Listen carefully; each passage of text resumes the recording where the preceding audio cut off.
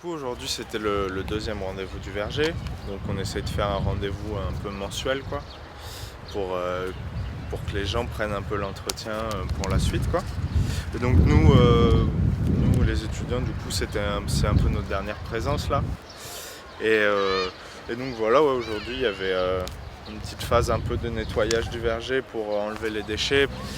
Après il y avait Thomas Dumas du Conservatoire des espaces naturels qui est venu, qui nous a un peu expliqué donc du coup sur chaque arbre, les maladies, les insectes, etc. Donc c'était vachement enrichissant. On appelle ça les rhinoses du pois, et ça provoque cette gale qui devient rouge. Et ça, en moyen de lutte, il faut faire un soufre. Après, c'est une maladie qui va passer tout seul, c'est-à-dire qu'à partir du moment où la température atteint 20 degrés en moyenne, c'est-à-dire quasiment maintenant, la cloque va s'effacer. Donc cet arbre-là, il a beaucoup de feuilles vertes. Ça va bien se passer. Il a un peu de cloques, c'est pas méchant, mais il y a vraiment beaucoup de cloques, l'arbre est tout rouge. Et est-ce qu'il faut lui enlever ses... Non, surtout pas. Ah non, surtout pas. Pour l'instant, surtout pas, parce que le peu d'énergie qu'il peut capter par le soleil, là, ça va lui permettre de... Voilà. Et en agriculture biologique, on essaye de se rapprocher de cet équilibre le plus possible. On n'y arrive pas. Ça suffit généralement pas de mettre un nichoir à mésanges, un nichoir à chauve-souris, des pièges, des petits attelles à insectes. C'est des plus. Généralement, ça suffit pas, malheureusement. Mais on s'approche de l'équilibre. Et donc, on fait quand même une couverture avec des produits autorisés en bio.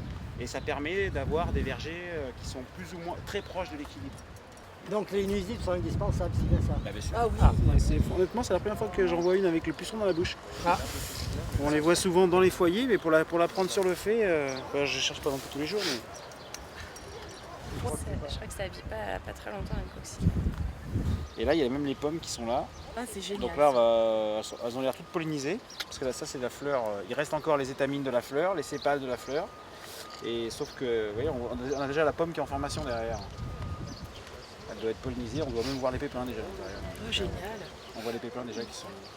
Celui-là est magnifique. Hein. Avec quelques chenilles, tu vois, c'est des chenilles. Donc là, c'est une feuille qui a été dévorée par les chenilles. Ah, c'est les chenilles. Faut pas s'alarmer. S'il y a une feuille ou deux qui est croquée, faut pas s'alarmer quoi. Et quand c'est le bout, c'est pas les chenilles, c'est plutôt les oiseaux.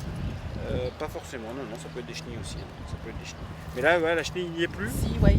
Il faut que ce soit compatible. Ouais. C'est-à-dire pommier. La Canada, la Golden, ça va se polliniser ensemble, c'est pas un problème. Après, faut effectivement, mais c'est dans le pépin, c'est uniquement dans le pépin ou dans le noyau. Donc sur le fruit, ça se traduit par aucune. Ouais, super. Si vous semiez, oui, vous verriez la différence. Oui. C'est pour ça que quand on sème un pépin de Golden, on n'obtient pas une Golden. Parce que c'est un hybride. Ouais, mais ça sent trop facile en plus. Et en fait, c'est pour ça qu'on greffe. Ouais. Parce que si on greffait pas, on aurait toujours des hybrides, on n'aurait jamais les mêmes fruits. On aime bien cette pomme ou cette poire, on va semer des pépins et on va obtenir un fruit quand on va semer qui n'aura rien à voir à cause de l'hybridation. Et le fruitier, il perd toutes ses feuilles l'hiver. Ouais. Tous. Sauf il peut y avoir quelques espèces qui gardent les feuilles sèches, c'est ce qu'on appelle des arbres marcescents.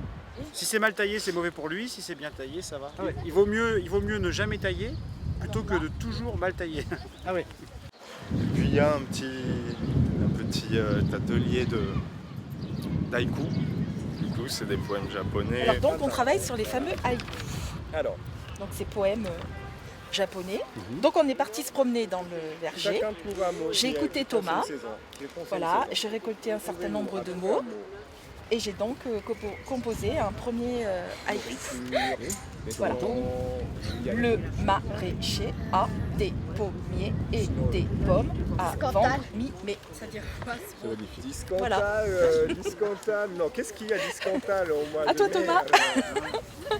Ah, faut que je présente mon haïku moi. Pas. Alors mon haïku, en espérant qu'il soit juste. Mais oui. Donc mon haïku, c'est abricot naissant au verger de la Gautière, délices en vue. Oh Pokémon, c'est pas Pokémon, c'est pas une saison.